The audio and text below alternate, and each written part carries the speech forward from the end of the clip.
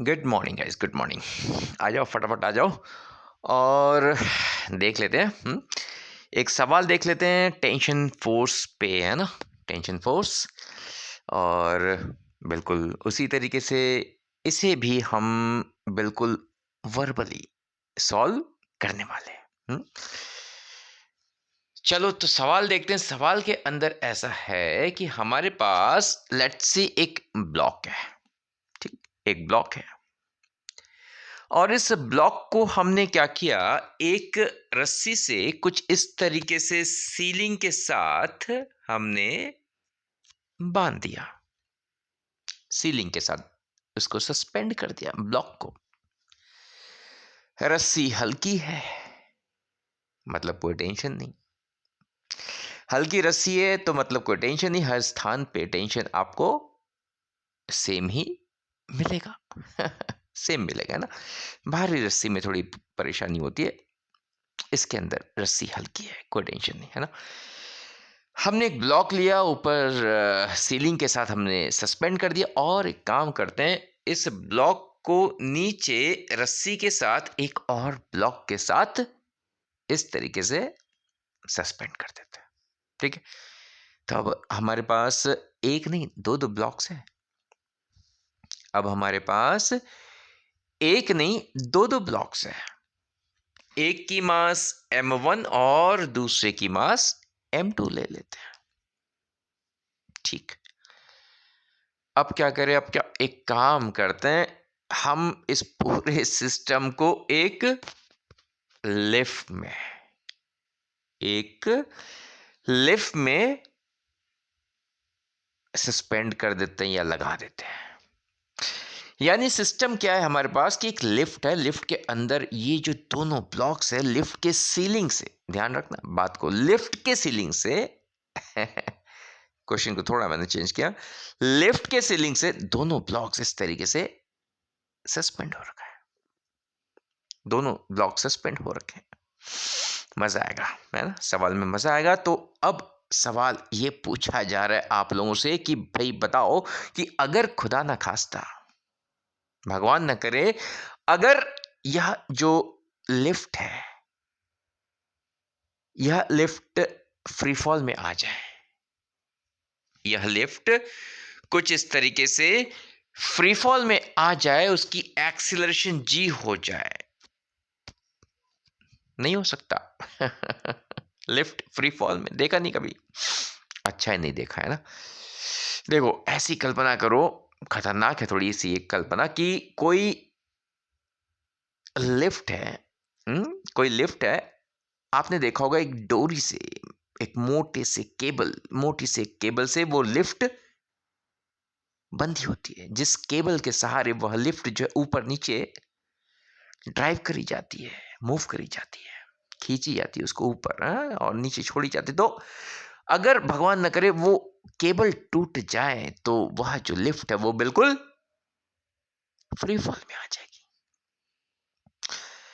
बिल्कुल free fall में आ जाएगी। तो ऐसा ही कोई लिफ्ट हम ले लेते हैं जो बिल्कुल फ्री फॉल में आ गई और उसके अंदर ये जो दो ब्लॉक्स है ये सस्पेंडेड है।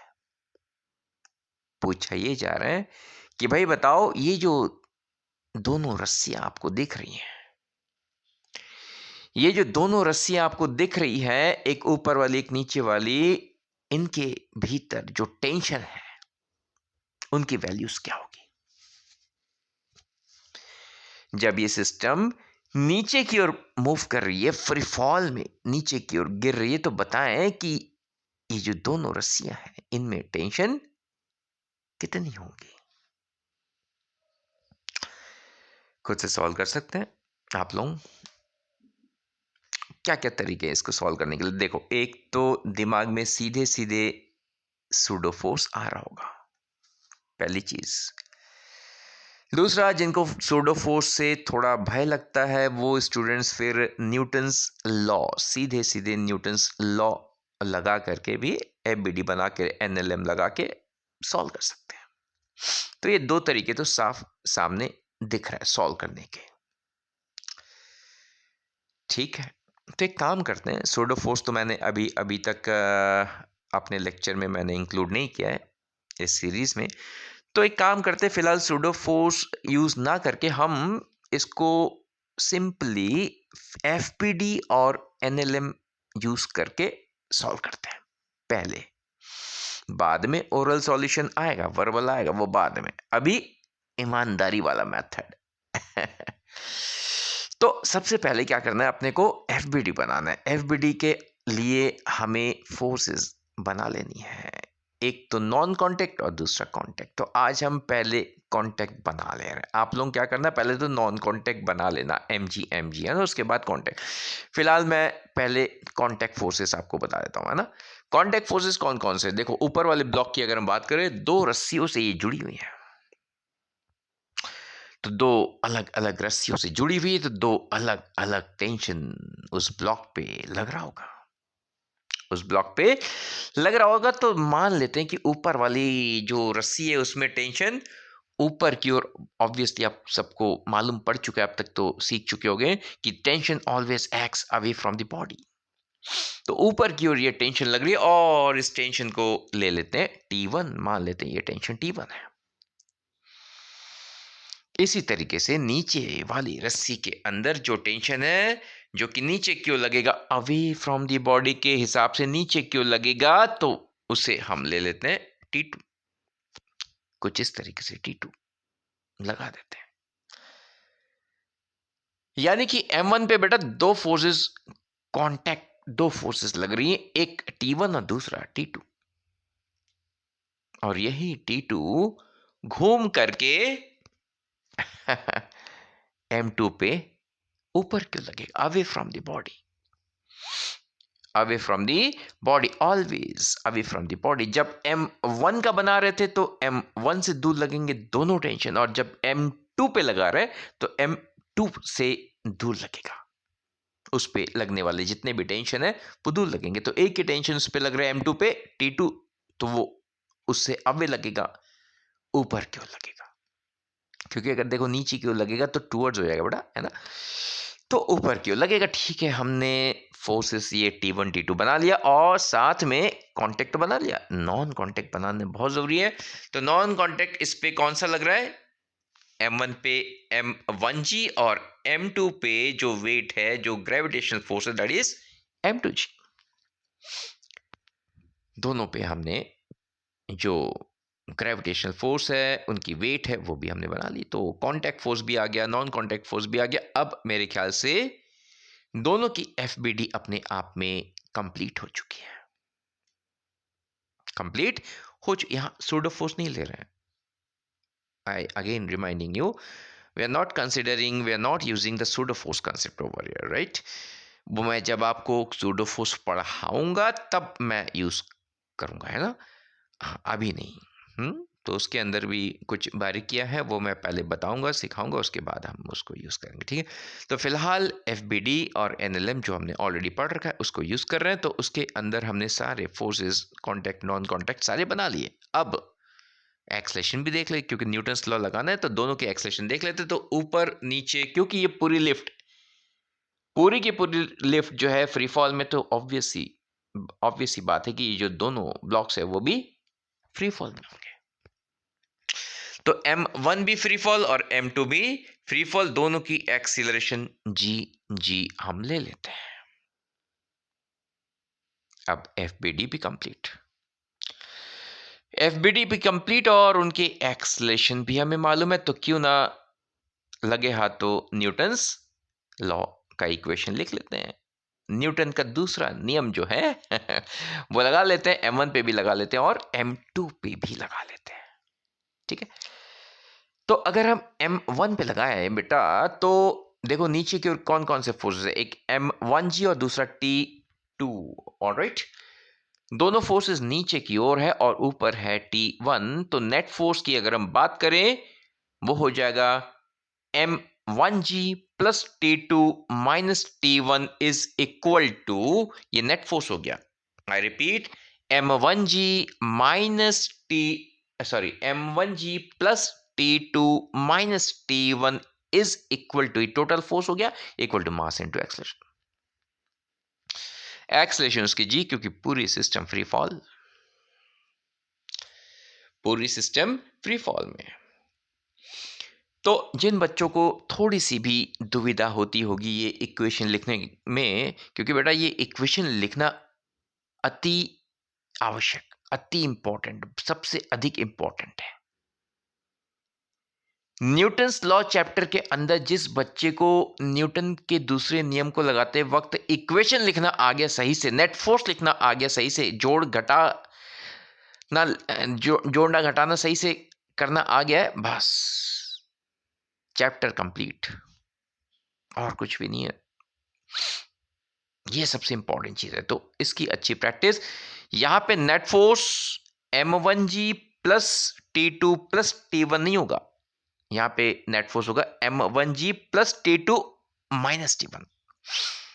प्लस ये भी नहीं होगा कि T1 ऊपर T1 है फिर T1 minus m1g minus T2, ये भी नेट फोर्स नहीं होगा ना। क्यों? क्योंकि बॉडी जो है वो नीचे जा रही है, नीचे एक्सीलरेट कर रही है, अर्थात नेट फोर्स भी नीचे होगा।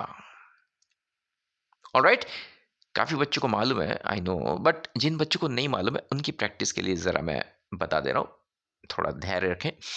तो भाई बात यह आ गई कि क्योंकि नीचे की ओर एक्सीलरेट कर रहा है तो हर हालत में जो नेट फोर्स है that should be vertically downward, vertically downward. इसका मतलब m1g और T2 ये जो दोनों फोर्सेस है इनका जो समेशन है दैट शुड बी ग्रेटर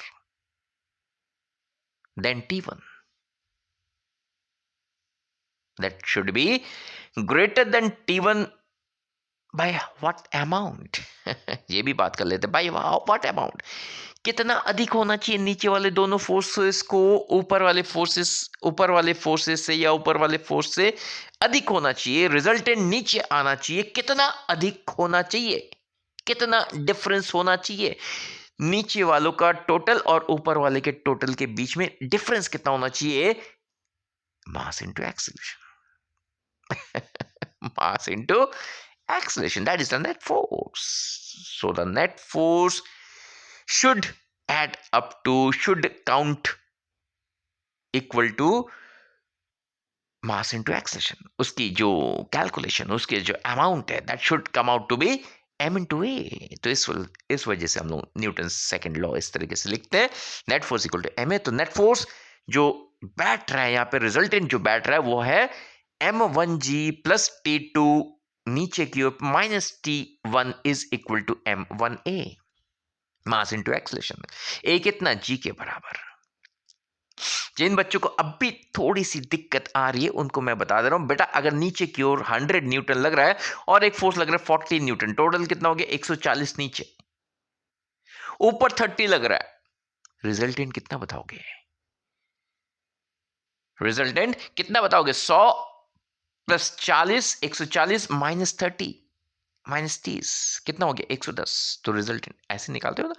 तो बिल्कुल उसी चीज को ध्यान में रखते हुए हमने यहाँ पे वेरिएबल्स जो है उसको वेरिएबल फॉर्म में लिखा, m1g plus T2 minus T1 is equal to m1 into a, और a यहाँ पे कितना बेटा g के बराबर।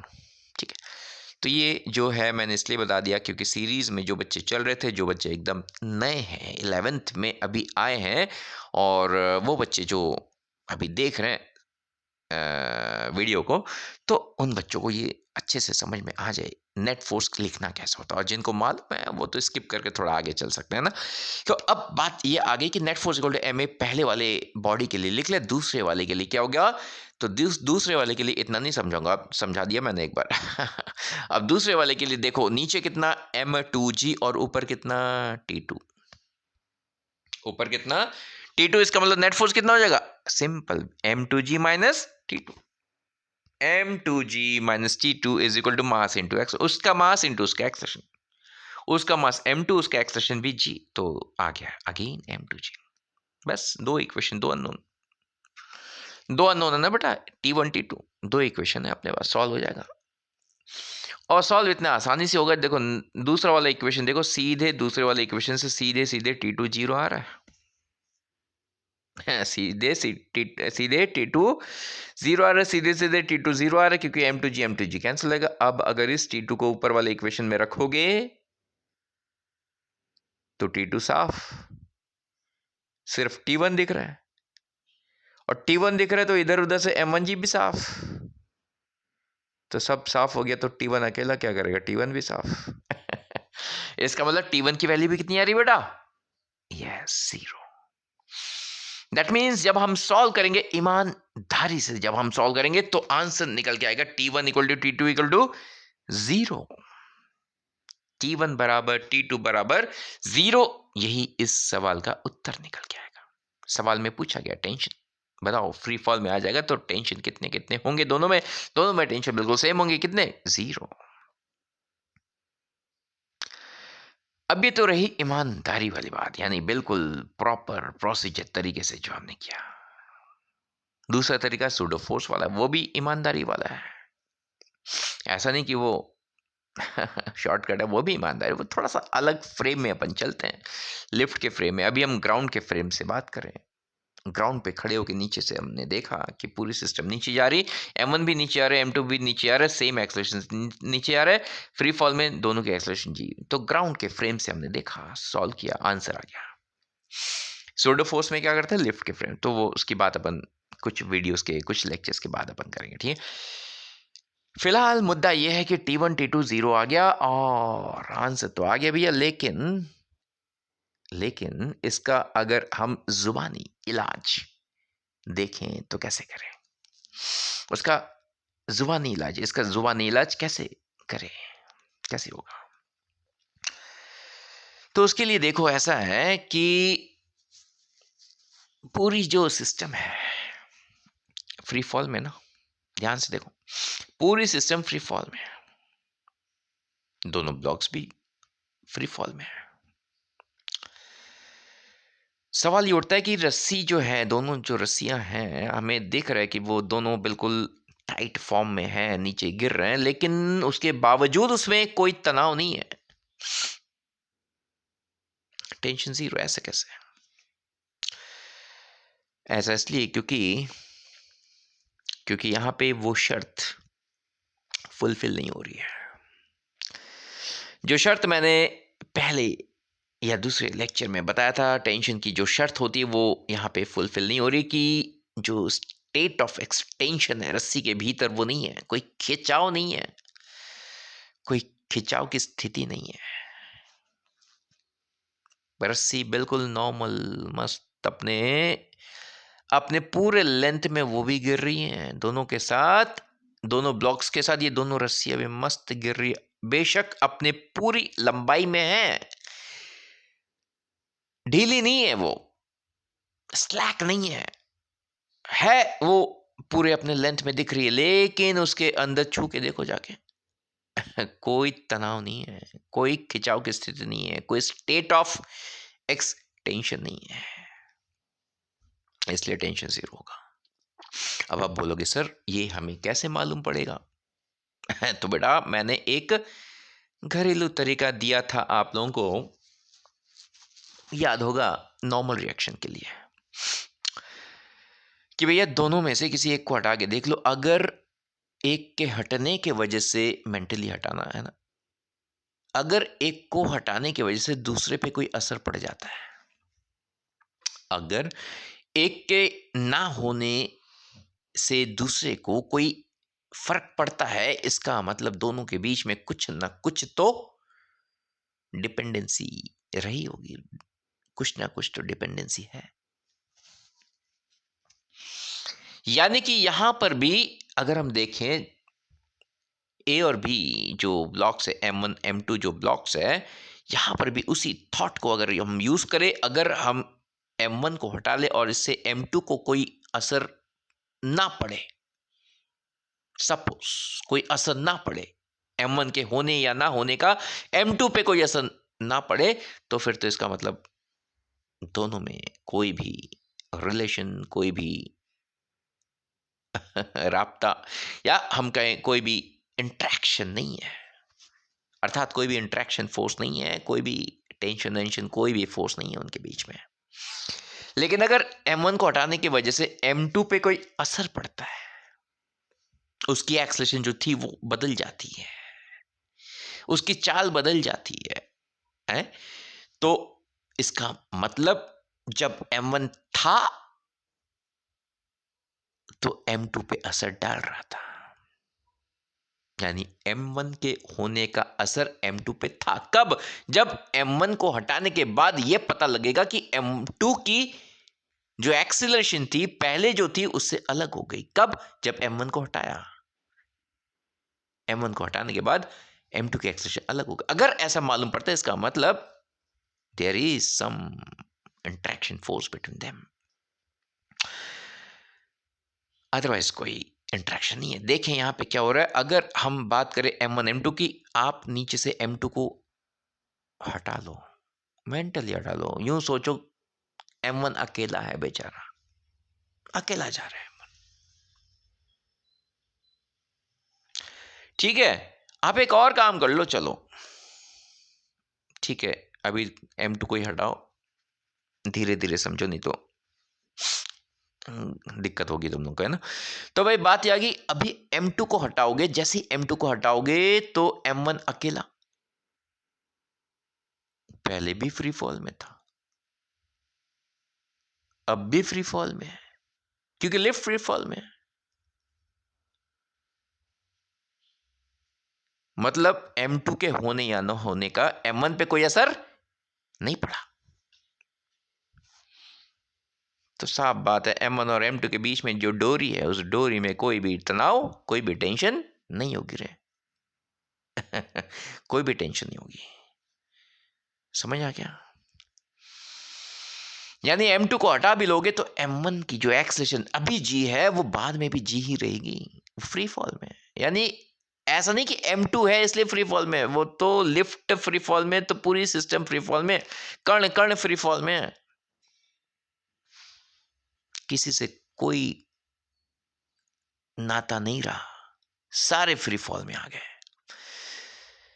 सारे फ्री फॉल में आ गए। और जब तक लिफ्ट की जो मोटी वाली केबल बंधी हुई थी तब तक तो उस केबल ने संभाल रखा था पूरे लिफ्ट को, लेकिन जैसे ही डोरी टूटी, वो ऊपर वाली मोटी वाली जो डोरी है जैसे ही टूटी,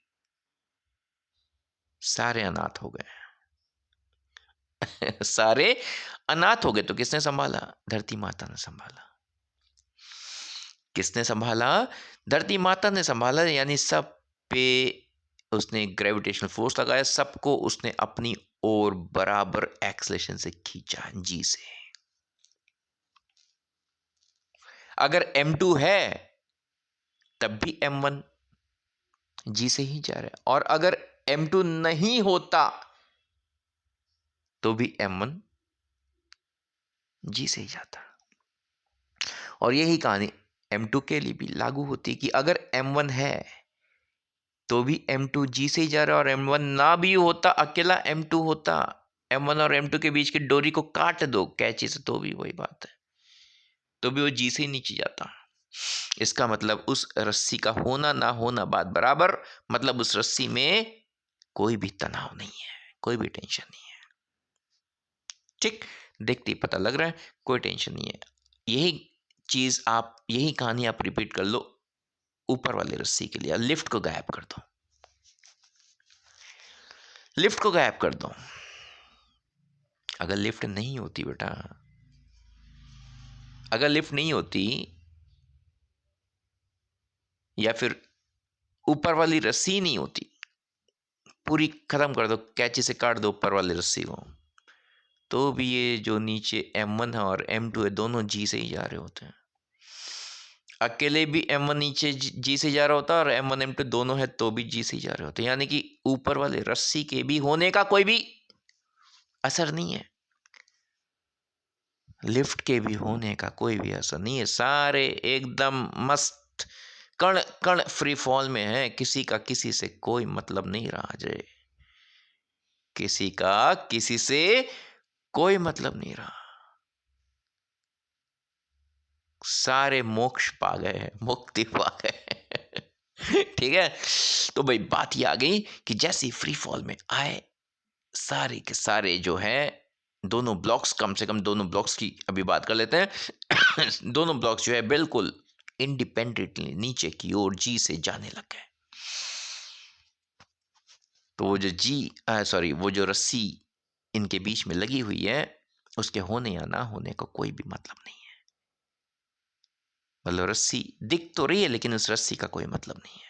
सिर्फ वो शो के लिए लगा हुआ है, वो भी उनके साथ ही चल रहा है, कदम से कदम मिला के एक साथ। कोई किसी को ना खींच के लेके जा रहा है, कोई ना किसी को धक्का दे के लेके जा रहा है। सारे इंडिपेंडेंटली बराबर स्पीड के साथ जा रहे हैं, बराबर एक्सलेशन के साथ जा रहे हैं। राइट, बहुत प्यारा सवाल है। तो इस टाइप के सवाल जब आप प्रैक्टिस करते रहोगे, इस नजरिए से आप प्रैक्टिस करोगे, तो जब एग्जाम में आएगा बेटा सीधे दाएं आंसर लगाओगे, दाएं। फिर तो आपकी स्पीड इतनी खतरनाक हो जाएगी कि आपको रोकना मुश्किल हो जाएगा। मेरे साथ होता है। हमारे जो और भी टीचर्स होते हैं साथ में, केमिस्ट्री और मैथ्स के जो टीचर्स होते हैं, बड़े परेशान हो जाते हैं। बोलते बच्चे इतने तेज हो गए, 1.5 घंटे का लेक्चर 20 मिनट में एब्जॉर्ब कर जाते हैं, वो इतने फास्ट हो जाते हैं। चलो करते रहो, बढ़िया से पढ़ाई करते रहो, बहुत अच्छा ग्रोथ होगा आप लोगों का। And all the best for your preparation. Enjoy करो, सेलिब्रेट करो इस टाइम को, एंजॉय करो, खूब एंजॉय करो इस टाइम को, खूब अच्छा अच्छा पढ़ो, खूब अच्छा अच्छा सीखो, खूब अच्छा अच्छा जानो है, और खूब मस्त रहो। ठीक है, तो मिलते हैं अगले सेशन में कुछ शानदार चीज़ों